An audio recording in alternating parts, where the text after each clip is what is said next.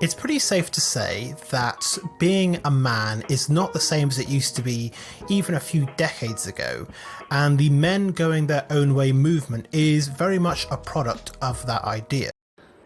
Okay, so I want to respond to this young gentleman, and I don't want to criticise him.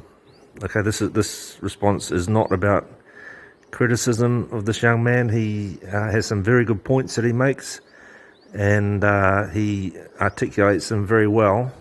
So I just want to clarify, in my opinion, clarify what he has said, and I don't want to this to seem like I'm criticising him. I want to come at this from a more of an educational angle, in that what he says is, I think, something that MGTOW can benefit from. So in that regard, he's saying here that being a man has changed recently, or in the last few decades, and MGTOW is a reflection of that. Not sure. I'm not sure about that. Okay, there has definitely been a change in men over the last few years, maybe the last generation or two. Now,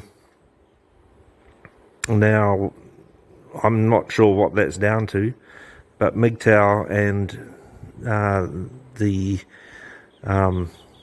MGTOW lifestyle has been around for a lot longer than that. Like I know men who lived a lifestyle well before the year 2000, so more than 20 years ago, and like I'm talking 40 years ago, so 1980s, and the acronym MGTOW wasn't around then, so maybe this is what he's referring to here. But yeah, MGTOW I think has been around for quite some time. The proclaimed goal of the MGTOW movement is to break away from society, and oftentimes more importantly women, in order to focus on themselves through self-improvement and the like. Okay, sounding like a broken record here, but I think it's important, if you're going to understand MGTOW, to understand that MGTOW is not a movement. It's a lifestyle, it's a philosophy. That's the best way to think about it, and that's the best way to understand it. Now, he's saying that MGTOW have a doctrine or something like that, and it's to break away from society and to break away from women, to then improve oneself. Now, I disagree with that. I don't see MGTOW as breaking away from society. I think MGTOW, well, obviously MGTOW live in societies around the world. We all live in the societies we live in, and MGTOW aren't breaking away from those societies. MGTOW, in fact, I believe, would make a valuable contribution to the societies they live in, and an example of that would be working long hours at jobs that, well, for like a long distance job, for example, so working in a remote place that you might be away at, in the mining industry, for example, you might be away at 2 weeks at a time. You work 14 days straight, can be 12-hour days, and that's work and workplaces that are not really suitable for your married man. The fly in, fly out mining operations in Australia tend to burn out married men pretty quickly. Their relationships fall apart.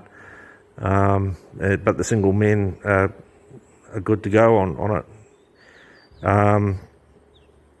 So yeah, MGTOW can fill that kind of need that society has. Breaking away from women, well, we're getting women out of our lives, but obviously if you're in society, 50% of the people around you are women. So I see it as you've got to change the way you interact with women. Coming to the red pill understanding and the MGTOW philosophy, it has ramifications to the way that you choose to interact with women. Obviously, you're not going to be dating them and the like. So, my suggestion is that you just try to be polite when you are forced to talk to them in, say, a work environment. Obviously, when you're not at work, you don't have to talk to women. And you just go about your business. I find women just get in the way most of the time. I mean, physically in the way. However, what becomes extremely readily apparent as soon as you spend any amount of time on a MGTOW YouTube channel or a forum or a subreddit or a website or anything like that is that in spite of their focus on going their own way, there is an overwhelming and disproportionate amount of focus on women and what they're doing and how women are hurting society and men and so on and so forth. Yep.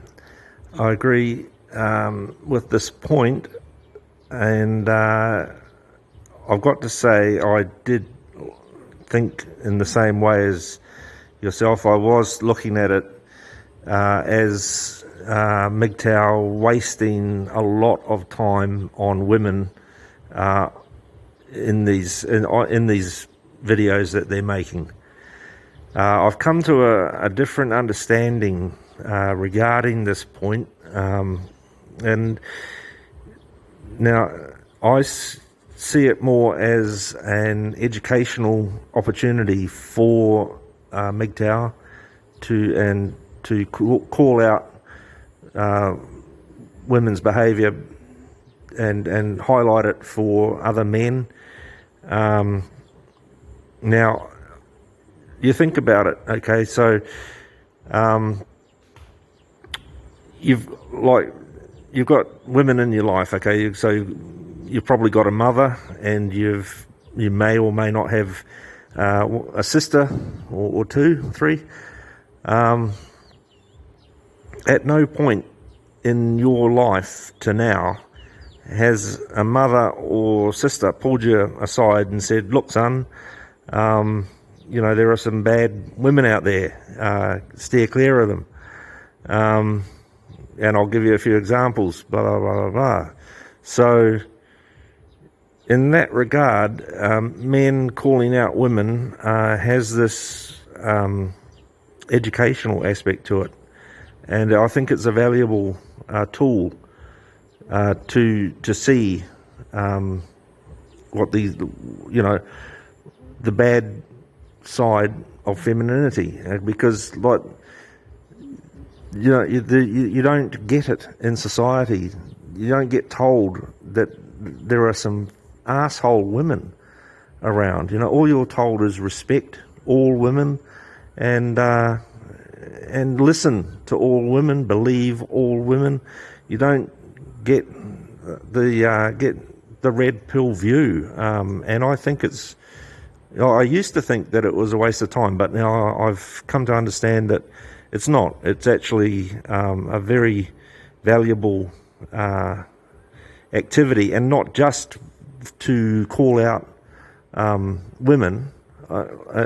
It's also, I think, got a cathartic aspect to it. So when you wake up, when you've got that red pill and you wake up to the fact that you've been fed all bullshit all your life, you get angry. And to overcome that anger is I think partly the motivation for a lot of this calling women out videos. And so I said there's aspects to it, and I think criticising that aspect of MGTOW is wrong. I think men have that right to be angry, and they need to deal with it in non-destructive ways. If they can deal with it in a constructive way, like making a video about it, yeah, that's a good thing. In direct spite of the fact that they are supposed to be stepping away from it all. And whilst I do believe that it is necessary for men to go their own way